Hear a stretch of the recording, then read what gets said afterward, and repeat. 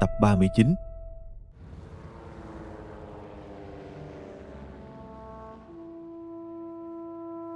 Chỉ 20 ngày sau, hạm đội cơ động này xuất hiện trên mặt biển gần đảo Hawaii. 183 máy bay trên tàu sân bay, bay trên bầu trời Trân Châu Cảng, không hề phòng bị, trút bom và ngư lôi. Căn cứ quân sự lớn nhất của Mỹ ở Thái Bình Dương lập tức biến thành biển lửa. Ngày hôm đó cục diện và tương quan, lực lượng của toàn bộ Thế chiến thứ hai đã thay đổi. Tiến trình chiến tranh thế giới bắt đầu chuyển hướng từ thời điểm đó. Vận mệnh của Trung Quốc và không quân Trung Quốc cũng bắt đầu thay đổi một cách kịch tính. Kể từ thời điểm này,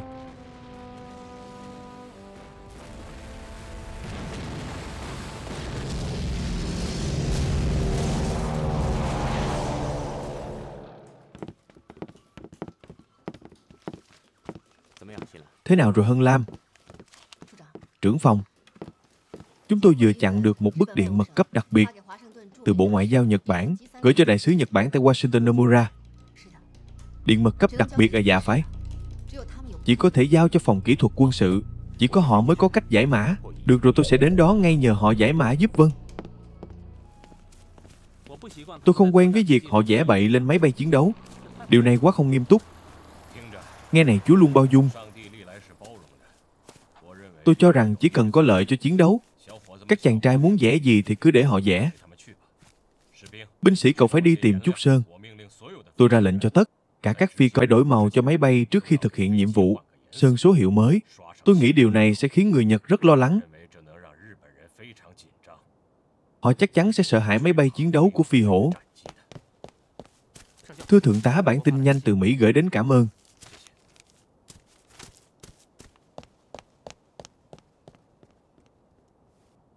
Có chuyện gì?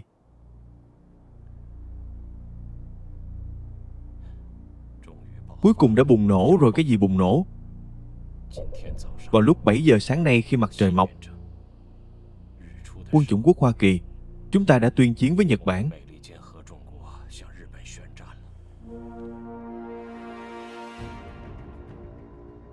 Tôi tin rằng các bạn đều biết, người Nhật đã hèn hạ tấn công Trân Châu Cảng. Điều này có ý nghĩa gì đối với tương lai của các bạn? Điều này có nghĩa là nhiệm vụ mà chúng phải đối mặt sẽ khó hơn rất nhiều so với những gì tôi tưởng tượng. Điều này cũng có nghĩa là từ giờ trở đi, chúng ta không cần phải chiến đấu trong bóng tối nữa.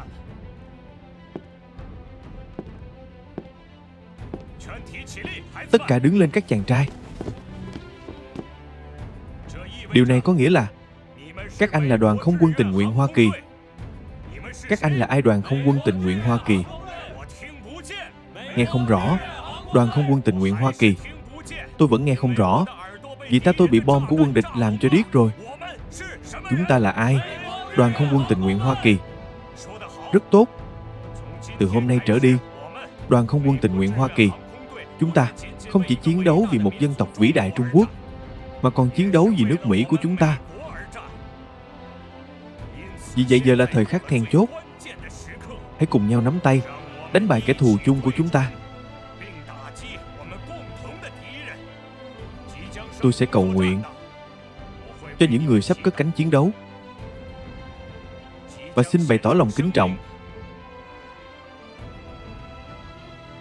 với những người sắp sửa hy sinh. Cảm ơn chỉ huy.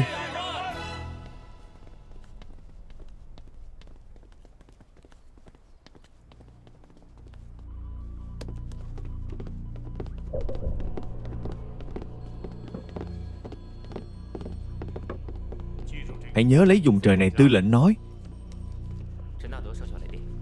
Thượng tá Genao gọi điện.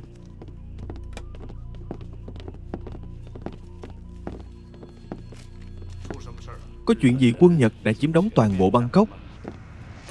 Theo tin tình báo đáng tin cậy, quân đội trên bộ của Nhật Bản đã bắt đầu di chuyển về phía đường Miến Điện Vân Nam. Phi đội 3 của phi đội tình nguyện đã bắt đầu hỗ trợ người Anh đồn trú tại Yangon. Thượng tá sẽ đích thân dẫn đầu phi đội 1 và 2 của phi đội tình nguyện lên phía Bắc Cung Minh vào ngày mai. Thượng tá yêu cầu chúng ta điều động máy bay vận tải của China Nixon để vận chuyển toàn bộ nhân viên mặt đất và chỉ huy của họ đến cùng mình. Trời ơi, vào lúc này, tôi biết tìm đâu ra nhiều máy bay vận tải thừa như vậy. Quân Nhật đã liên tục giành được thắng lợi ở Trân Châu, cảng Phiblis, bờ biển của Malaysia. Bây giờ họ đang trực tiếp nhắm vào Hồng Kông. Tất cả máy bay vận tải của China National đang bận rộn vận chuyển người và vật tư ở Hồng Kông. Mao Huynh đã nghĩ đến chuyện này chưa? Một khi Hồng Kông bẫy thủ, đường dân Nam Miến Điện sẽ trở thành cửa ngõ duy nhất của chúng ta. Tôi biết chứ. Nhưng mà tất cả chỗ ngồi trên máy bay vận tải của chúng ta đều đã được nhân vật lớn bao trọn. Tôi không thể quản quá nhiều. Dù thế nào đi nữa, ngày mai anh Mao phải điều phối được 3 máy bay vận tải của China Nescano bay cho tôi cả ngày lẫn đêm. Nhất định phải vận chuyển toàn bộ thiết bị và nhân viên của phi đội tình nguyện tới Côn Minh, tạo thành lực lượng chiến đấu trên không được. Việc mất lòng người này cứ để tôi làm. Chẳng phải là vì vàng bạc châu báu. Sao vàng bạc châu báu đó quan trọng, hay huyết mạch của quốc gia quan trọng? Nói với họ có rắm thối gì thì đến nói trực tiếp với phu nhân. Phu nhân à,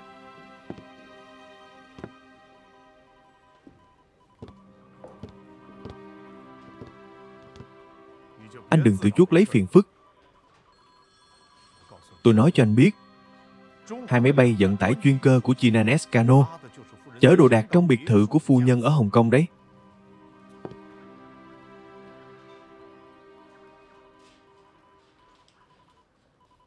Tôi điều phối. Tôi điều phối là được chứ gì.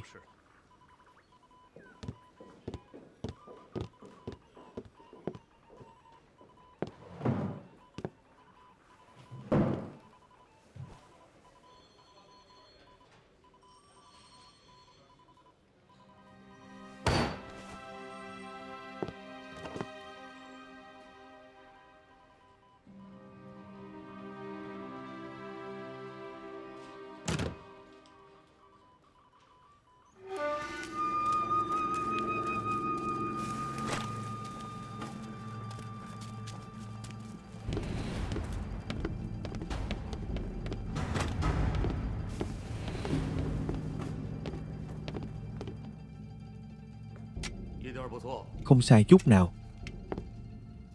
Bộ Tổng tham mưu phái tôi đến sư đoàn không quân số 5 của mấy anh, chính là để hỗ trợ cho mấy anh tiêu diệt đội máy bay chiến đấu cuối cùng của người Mỹ ở châu Á.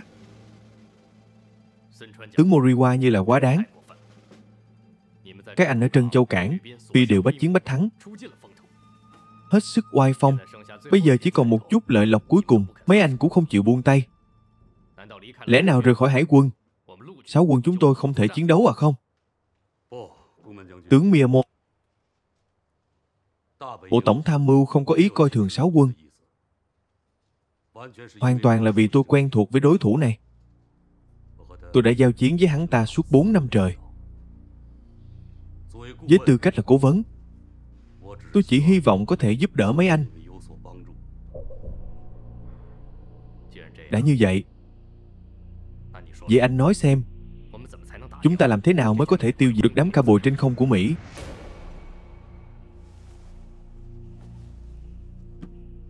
Tình hình hiện nay như thế nào?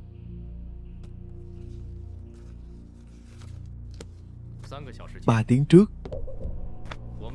chúng ta đã phái máy bay trinh sát từ căn cứ ở Thái Lan trinh sát và chụp ảnh trên bầu trời Yangon. Đây là ảnh trên bầu trời sân bay Tonggu. Nói cách khác, toàn bộ máy bay chiến đấu của phi đội tình nguyện Chen hiện vẫn đang ở sân bay Tonggu. Vâng. Cộng thêm không quân Hoàng gia Anh, hiện tại ở Yangon có hơn 100 máy bay chiến đấu. Thực lực khá mạnh. Tôi đã ra lệnh cho cục máy bay chủ lực của sư đoàn số 5 của tôi sẽ phát động tấn công cưỡng chế vào Yangon trong những ngày tới. Tướng quân, anh không nghĩ đến chuyện đó sao? Các cuộc đột kích trên không của tôi và Trân Châu cảng và Philippines thành công do đánh lén.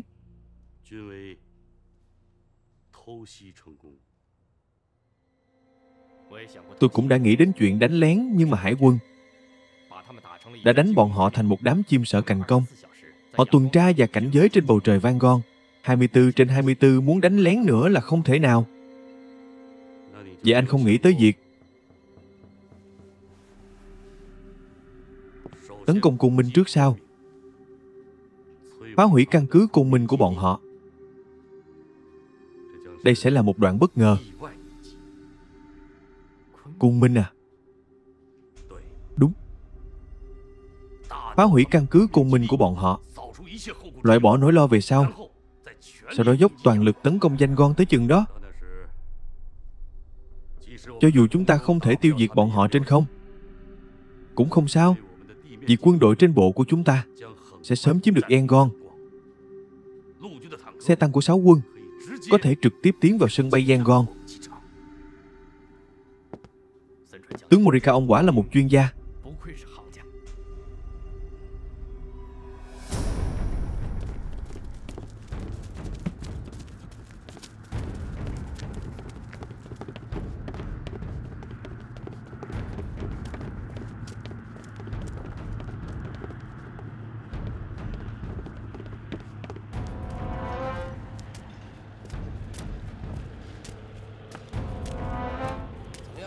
Thế nào đã là chuyến thứ 2 rồi chứ? Đã là chuyến thứ 2 3 máy bay vận tải của China Nixon. Còn phải 2 chuyến nữa mới có thể vận chuyển hết nhân viên và thiết bị của phi đội tình nguyện. Nói như vậy sẽ kéo dài tới rạng sáng à? Vậy thiết bị chiếu sáng ban đêm đã chuẩn bị sao rồi? Đã điều đến 4 xe ô tô, dùng đèn phá ô tô để chiếu sáng đường băng. Không được độ sáng không đủ, không được có bất kỳ sai sót. Anh có biết không? Tối nay 36 chiếc P-40 của phi đội tình nguyện sẽ đến. Anh bảo tôi phải làm sao đây? Nhưng mà không thể tìm thấy ô tô ở chỗ nào khác nữa.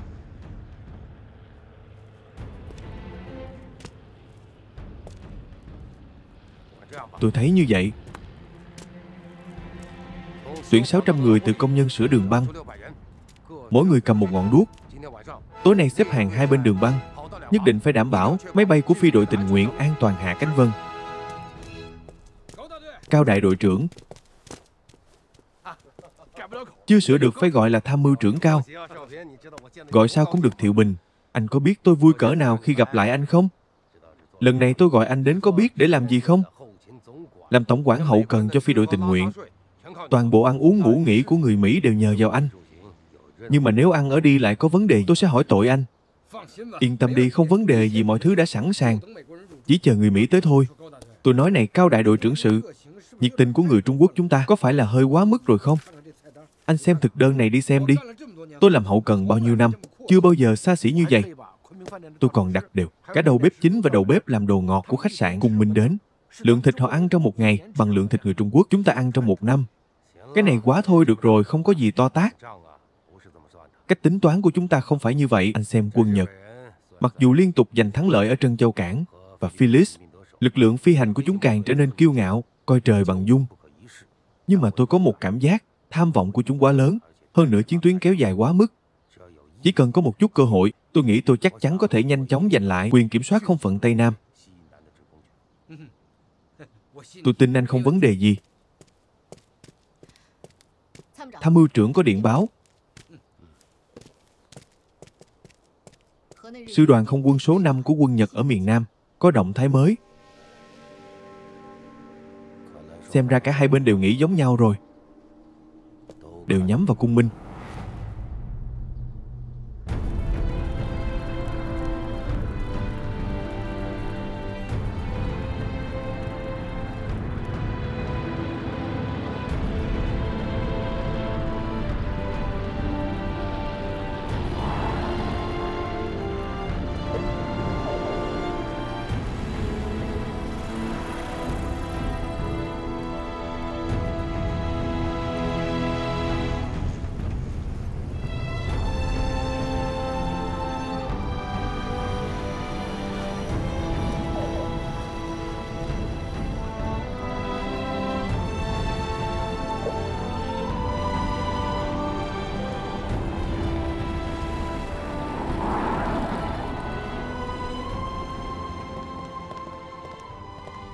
Báo cáo nói 36 chiếc dê, 40 của phi đội tình nguyện đã an toàn hạ cánh.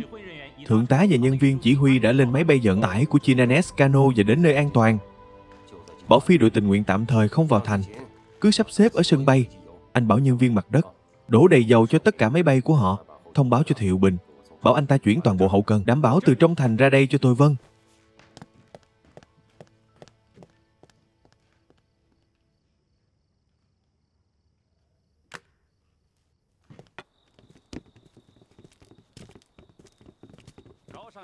Cao thượng tá, thượng tá, anh nhận chức tham mưu trưởng phía Trung Quốc. Tôi yên tâm hơn nhiều việc của anh ở đây. Ít nhất tôi có thể ngủ ngon giấc. Thưa thượng tá, anh không ngủ được đâu. Chúng tôi vừa chặn được tình báo tác chiến của sư đoàn không quân số 5 Nhật. Bản ngày mai quân Nhật sẽ đến cùng mình. Bọn khốn kiếp. Thông tin của mấy anh có đáng tin cậy không? Chắc chắn đến 80-90%. Toàn bộ mạng lưới tình báo, phòng không trong địa phận Vân Nam đã được kích hoạt. Chúng tôi có mấy nghìn người ngày đêm không ngừng theo dõi. Một khi máy bay địch từ phía Nam đến, chúng tôi sẽ cảnh báo trước 1 tiếng rưỡi. Sở chỉ huy của tôi ở đâu thưa thượng tá? Là anh là thiếu tá Hồ. Không ngờ chúng ta lại tụ họp với nhau.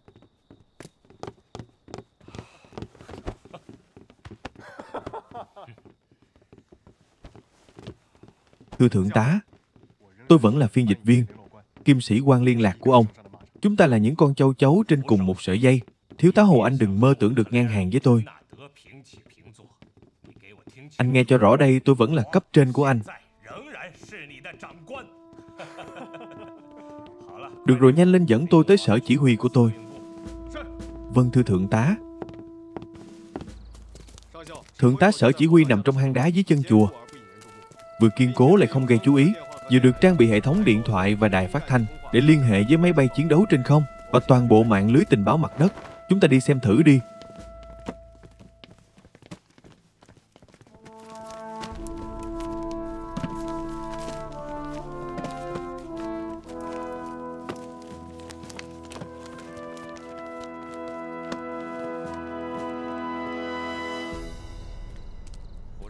Thiếu tá Hồ, anh tìm được chỗ tốt đấy.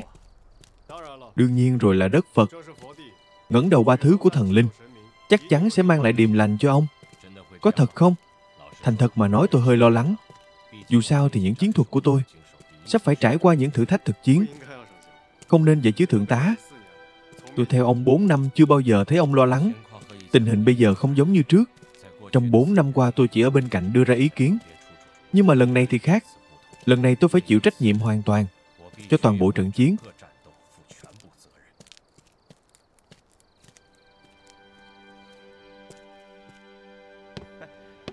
Và những người khác không có phúc phần này. So với Yangon, nơi này chẳng khác gì thiên đường. Ngon quá, quá chu áo.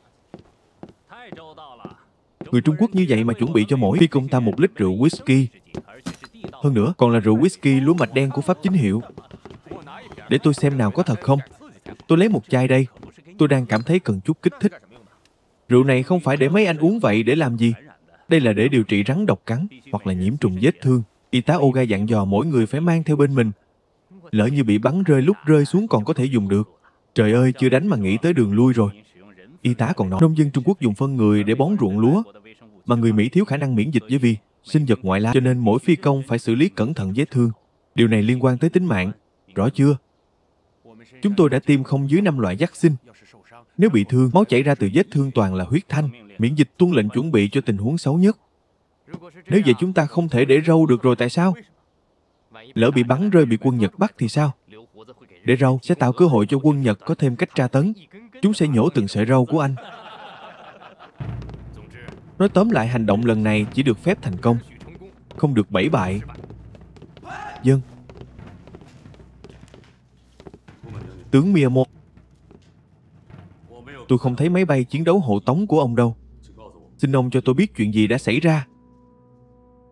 Tướng Moroi, tôi quên với ông. Cụm máy bay chiến đấu của tôi đã được điều đến Bangkok tối qua, tập trung để thực hiện cuộc tấn công vào Yangon. Còn cung minh trống rỗng như tổ chim. Tôi nghĩ chỉ cần 10 máy bay ném bom là đủ đối phó rồi. Phá hủy cơ sở hạ tầng của người Trung Quốc, cụm máy bay chiến đấu không giúp được gì đâu. Ông đúng là tiết kiệm hết mức có thể. Đối phó với gián, dùng kẹp lửa là đủ, cần phải dùng chùy.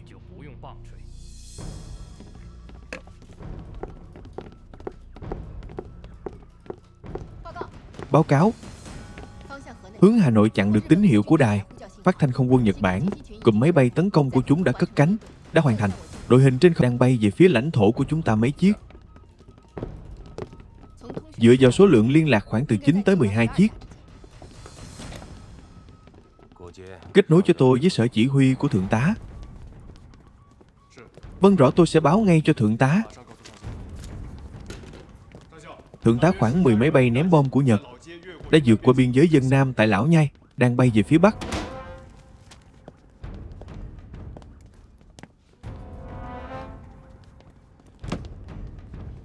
Ra lệnh cho đội phi công tình nguyện chuyển sang trạng thái sẵn sàng chiến đấu cấp 1. Tất cả chờ lệnh ở đường băng cất cánh. Vâng.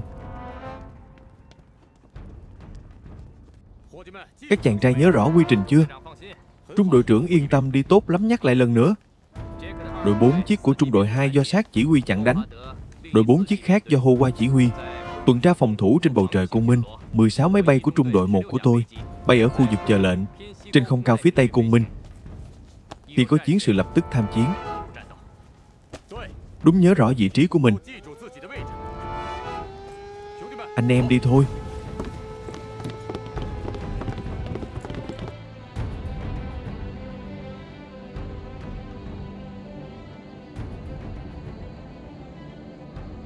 Phát báo cáo cho Cung Minh.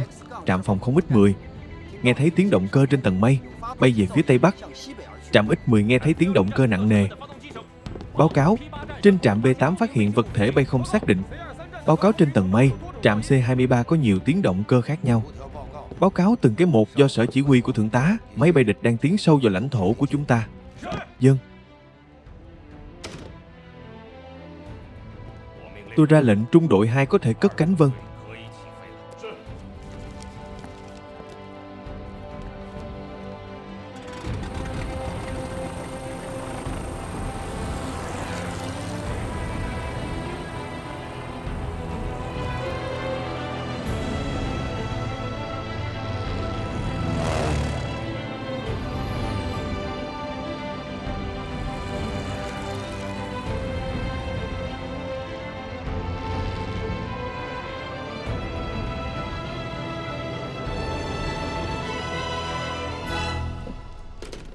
Thưa thượng tá, mạng lưới tình báo trên không báo cáo có thể xác tổng cộng của 10 máy bay địch đang bay đến là máy bay ném bom hạng nặng 97 sẽ đến trên bầu trời Sở Hùng vào lúc 10 giờ 45.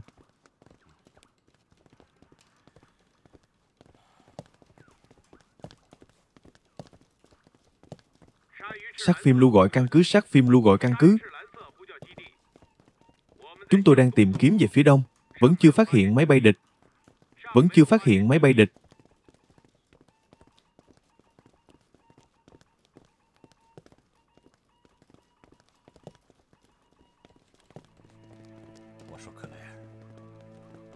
Thời khắc quan trọng mà anh chờ đợi suốt 4 năm trời cuối cùng đã đến. Những chàng trai người Mỹ của anh, với sự hỗ trợ của mạng lưới tình báo trên không mặt đất của Trung Quốc, sẽ dùng máy bay chiến đấu của Mỹ để giao chiến với lực lượng không quân Nhật Bản, để quét sạch toàn bộ Thái Bình Dương. Đúng dường như anh có thể thấy, trong buồng lái của mỗi chiếc B-40 lúc này đều gánh trên vai vận mệnh của Trung Quốc, đang bay trên bầu trời Vân Nam. Ước gì anh trẻ lại 10 tuổi cũng có thể ngồi trong buồng lái máy bay, chứ không phải ngồi trong cái hang này. Như vậy anh có thể ngửi thấy mùi cao su thoang thoảng trong mặt nạ oxy, nhìn bầu trời bao la vô tận qua vòng tròn ánh sáng đỏ dâu tây trong kính ngắm. Thật thoải mái biết bao. Claire.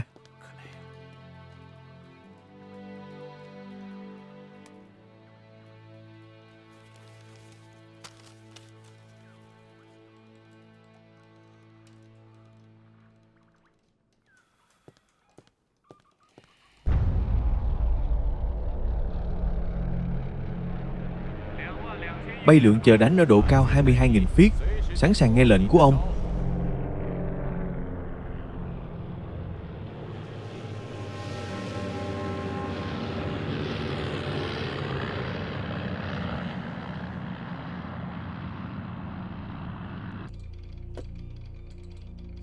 Tướng Kawa, cuộc nghi binh đánh lạc hướng của chúng ta có thể kết thúc được rồi chứ? Ra lệnh. Cụm máy bay tấn công của chúng ta chuyển hướng sang Cung Minh. Mục tiêu căn cứ không quân của địch. Phá hủy toàn bộ mọi thứ ở đó. Dân. Ở đó Tony. Nó đến rồi không, Matthew, đó không phải máy bay Nhật. Sao lại không phải? Đó chẳng phải là cờ mặt trời à? Trời ạ, đúng là như vậy. Sát phim đua gọi căn cứ. Phát hiện máy bay địch cách Cung Minh 80 dặm về phía đông. Chúng tôi đang chuẩn bị tấn công. Bọn khốn sắp đến rồi. 16 chiếc B-40 của anh lập tức đến Nghi Lương phía đông nam Phù Minh. Quân Nhật chắc chắn sẽ đi qua đó, tiễn chúng xuống địa ngục. Sapin Red đỏ.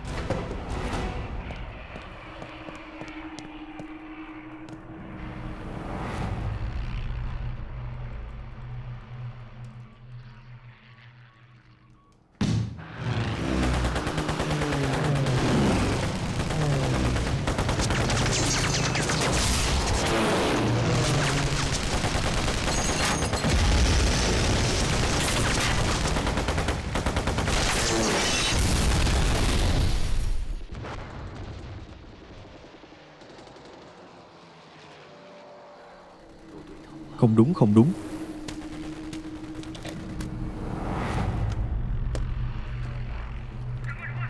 Chỉ huy loạn hết cả rồi. Bình tĩnh anh, từ từ nói, tôi đang nghe.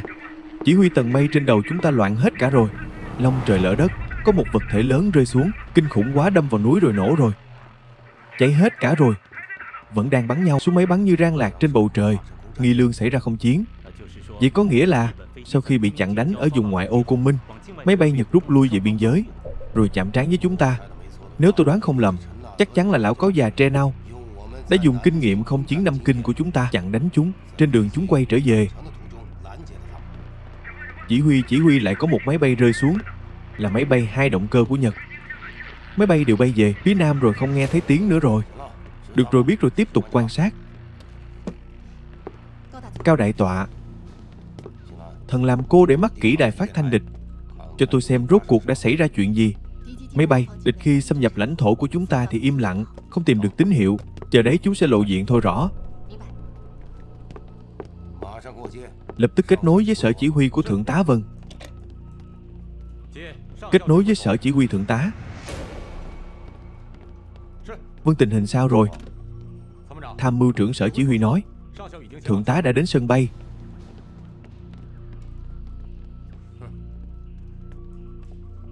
Người Mỹ này đúng là có bản lĩnh. Trận này đánh xong nhanh quá.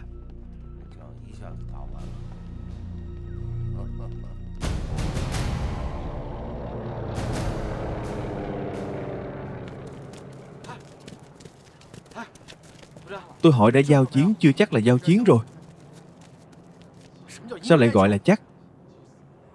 Do hạn chế về khoảng cách liên lạc trên không, đài phát thanh của sở chỉ huy không nhận được tình hình không chiến đầy đủ. May mà thượng tá đã ra hết các mệnh lệnh cần thiết. Chắc là có giao chiến rồi. Với bản lĩnh của lão già này, anh phải tin tưởng ông ấy chứ. Như vậy vẫn chưa tính bắn rơi mới là thật. Vậy thì cứ chờ xem lúc họ về sẽ nhào lộn mấy vòng. Nhào lộn mấy vòng là ý gì? Thói quen của người Mỹ, cứ mỗi lần tác chiến trở về, trước tiên sẽ bổ nhào xuống sân bay, sau đó kéo lên nhào lộn, nhanh biểu thị đã bắn rơi 2 máy bay của địch. Thói quen kỳ cục gì vậy? Mọi người nhìn cho rõ rốt cuộc là nhào lộn mấy vòng. Coi đi về rồi về rồi kìa. Đấy, nhìn thấy rồi.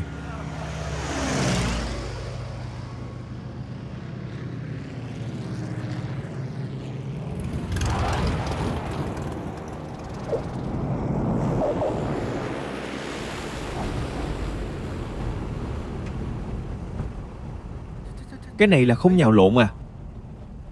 Một chiếc cũng không bắn rơi sao? Tuyệt quá, kích thích quá. Thủ lĩnh lũ Nhật chết tiệt. Nếu súng máy của tôi không bị kẹt, sẽ bắn rơi được nhiều hơn nữa. Đều bốc khói cả rồi. Chúng ta mỗi người đánh một kiểu như đuổi thỏ ấy. Chết tiệt, loạn hết cả lên rồi bắn loạn xạ cả lên. Các chàng trai, ăn nói lộn xộn cả rồi. Tôi mời mấy anh từng người nói một. Matthew, anh nói trước. Thủ lĩnh, nếu mỗi chiếc máy bay được treo thưởng là 500 đô, vậy thì hôm nay ông phải tốn nhiều rồi. 10 máy bay ném bom chiếc nào cũng bốc khói. 4 chiếc rơi ngay trước mắt tôi. Thủ lĩnh chúng ta là tuyệt nhất. Thật sao? Anh nghĩ như vậy à đích? Nói dè dặt một chút. Chúng ta ít nhất cũng bắn rơi một nửa số máy bay của quân Nhật. Những chiếc còn lại đều siêu dẹo, cố sức bay về phía nam. Chúng ta rất đỉnh thủ lĩnh. Lũ khốn kiếp này. Tuyệt vời. Thật là tuyệt vời. Mấy anh làm rất tốt. Muôn năm muôn năm. Muôn năm muôn năm. Muôn năm. Lần sau phải bắn rơi hết bọn chúng phi hổ là tuyệt nhất. Các quý ông cho tôi bay đi. Bay đi, bay đi. Bay đi. Tổng hợp báo cáo từ các trạm quan sát. Tìm thấy 6 xác máy bay địch ở phía nam Côn Minh. 4 máy bay địch còn lại bị thương bỏ chạy qua biên giới. Về phía nam, phi đội tình nguyện trừ một chiếc B-40 hết nhiên liệu. Hạ cánh khẩn cấp xuống ruộng lúa ở ngoại ô Côn Minh. Tất cả những chiếc còn lại đều trở về căn cứ an toàn.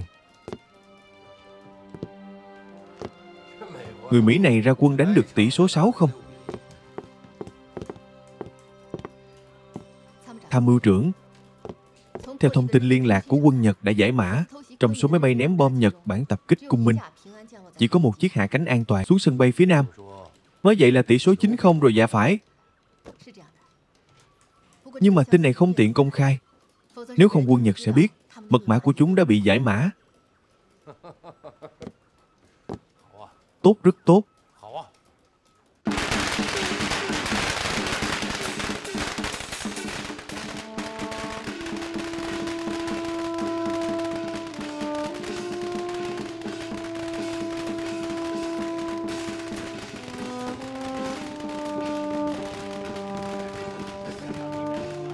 Chúc mừng mấy anh, chúc mừng nào.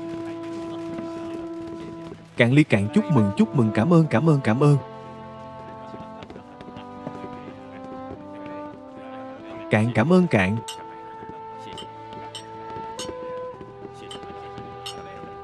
Cạn ly nào, chúc mừng. Lần này mấy anh làm rất tuyệt các chàng trai. Chúc mừng, chúc mừng. Cảm ơn các bạn bè nước ngoài. Tôi thay mặt bà con cảm ơn mấy anh. Mấy anh là những anh hùng đến từ bên kia đại dương, là phi hổ trên không, là thần hộ mệnh của hàng triệu sinh linh Cô Minh chúng tôi. Mấy anh là những người anh em và bạn bè vĩ đại, các bậc hiền nhân cổ. Đại Trung Quốc đã có thánh ngôn từ sớm: anh em hoạn nạn có nhau thì chặt, ngoại xâm làm sao có khả năng xâm phạm. Tôi cảm ơn mấy anh, cảm ơn mấy anh. Mấy anh đã đánh đuổi quỷ Nhật cho chúng tôi. Cảm ơn, cảm ơn, cảm ơn, cảm ơn.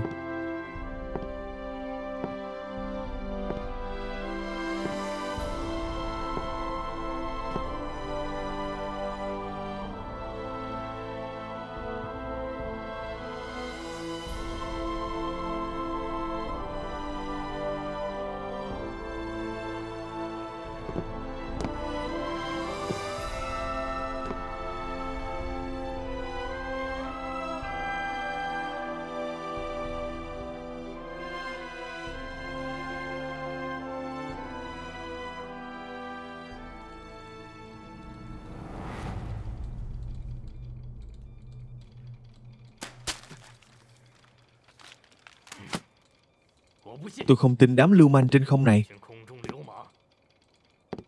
lại khó đối phó hơn cả không quân chính quy ở Trân Châu, cảng Phiblis. Có lẽ là vậy. Một lần giao chiến chưa đủ để kết luận. Trong thần thoại Hy Lạp có một anh hùng tên là Athens. Mỗi lần chiến đấu, ông ta luôn có một chân không rời khỏi mặt đất.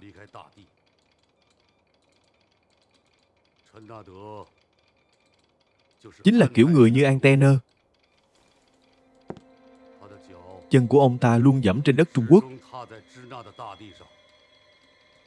hút dinh dưỡng và sức mạnh từ đó. Vậy thì tôi sẽ cắt đứt phần gian gòn của ông ta. Theo báo cáo của phi công sống sót lần này, phi công Mỹ lái máy bay Trung Quốc hoàn toàn không tuân theo quy tắc trên không. Phi công của chúng ta hoàn toàn không thể thích ứng được. Chúng chỉ là một lũ ô hợp, một lũ lưu manh.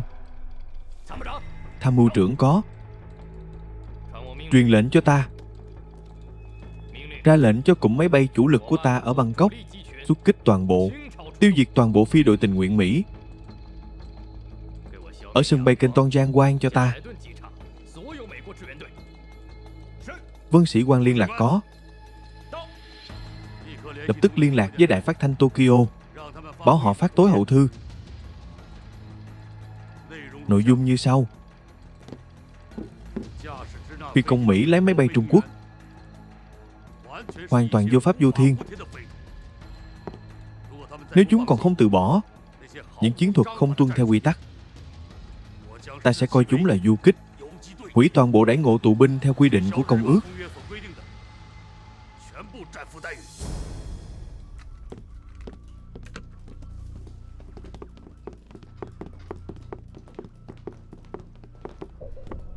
Báo cáo.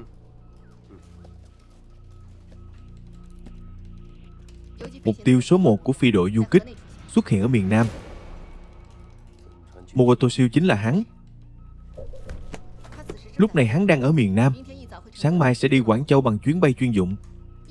Thông thường các tướng lĩnh cấp cao của quân Nhật đi tuần tra bằng máy bay quân sự, đến mỗi trạm mới phát điện mật báo cho trạm tiếp theo. Nhưng quân đội Nhật ở miền Nam đã phá vỡ quy tắc, liên tiếp phát thông báo cho hắn khẩu Quảng Châu. Nói như vậy, hắn sẽ đi qua Quảng Tây Hồ Bắc rồi đến Quảng Đông. Nhìn từ điện mật là bay theo lộ trình này. Ông trời có mắt đúng là oan gia ngõ hẹp. Quân ta có thể phục kích hắn trên đường đi ở Quảng Tây. Thật không may, tiểu Quảng Đông lão đổ họ đang ở sân bay Trì Giang. Dương Minh Đạt thì càng xa hơn, ở sân bay Cù Châu Chiết Giang. Máy bay chuyên dụng của Morikawa sẽ cất cánh ở Hà Nội lúc 7 giờ sáng mai. Khoảng 9 giờ sẽ đi qua không phận Quảng Tây. Chỉ có Quảng Tây là có cơ hội.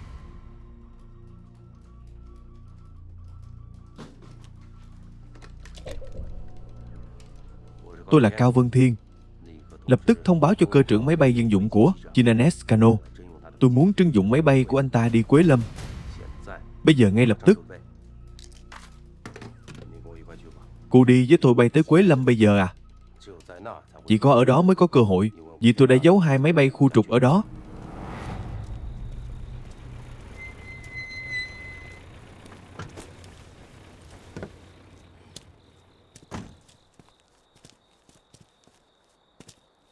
Anh ta đang ở đây đúng.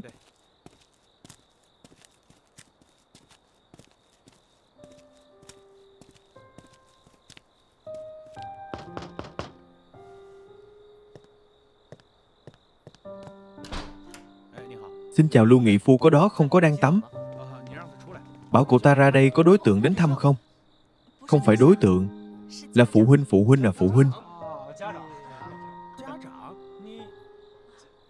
Phụ huynh danh dự được rồi, mời vào trong, mời vào. Nào xin mời, xin mời. Nào uống nước đi, cảm ơn.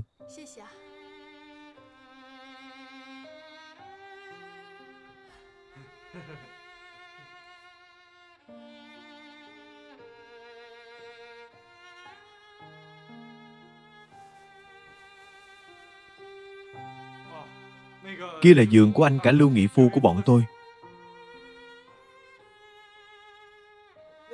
Này, không phải chúng ta còn có việc à? Tôi phải đi giặt quần áo. Đúng, tôi phải đi giặt quần áo rồi. Trời hôm nay đẹp quá, tôi phải đi dạo một chút.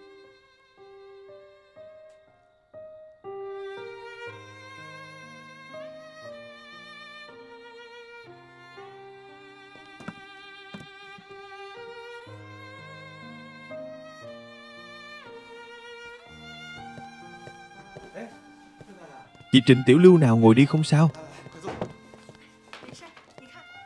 Cậu xem tôi có mang chút đồ ăn cho cậu. Không cần đâu, ở đây tôi không thiếu gì hết. Thì cũng phải có chứ.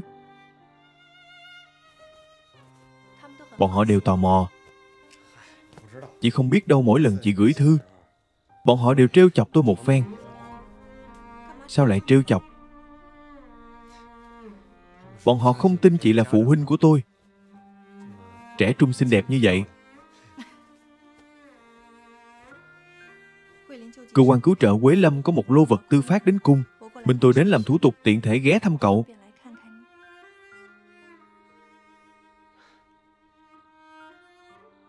Thế nào vẫn ổn chứ, rất ổn. Ổn ra sao? Chị thấy bọn họ chứ đều gọi tôi là đại ca. Sao lại gọi như vậy? Huấn luyện bay tôi toàn đứng nhất, thật sao giỏi quá đi. Tôi nói cho chị biết, đứng nhất ở trường hàng không chưa là gì đâu. Đứng nhất ở đơn vị chiến đấu mới khó.